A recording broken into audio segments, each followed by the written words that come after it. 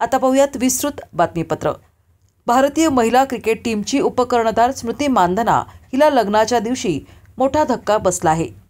स्मृती मानधनाचे वडील श्रीनिवास मानधना यांना लग्नाच्या काही तासांपूर्वी हृदयविकाराचा झटका आला।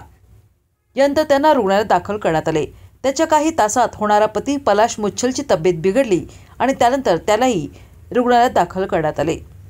स्मृती मानधना वडिलांच्या खूप जवळ आहे। वडिलांची प्रकृती स्थिर होत नाही तोपर्यंत लग्न न करण्याचा निर्णय स्मृतीनं घेतला होता।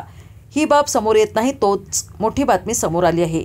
स्मृती मानधनाचे लग्न अनिश्चित काळासाठी पुढे ढकलण्यात आले आहे। स्मृतीने तिचा इंस्टाग्राम अकाउंटवरील लग्न आणि साखरपुड्यासंबंधित सर्व फोटो डिलीट केले आहेत। स्मृतीने असे का केले याबाबत नेमकी माहिती कळू शकलेली नाही।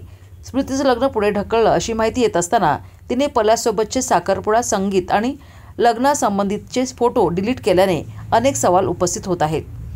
वडिलांची गंभीर अवस्थेमुळे दुःखी झालेल्या स्मृती मानधनाच्या सोशल मीडियाच्या अकाउंटवर त्याचा परिणाम पाहायला मिळत आहे।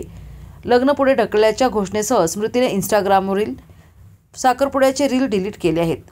लगे रहो मुन्नाबाई या गाण्याच्या मजेशीर अंदाजात तिने साखरपुड्याचं वृत्त चाहत्यांसोबत शेअर केलं होतं।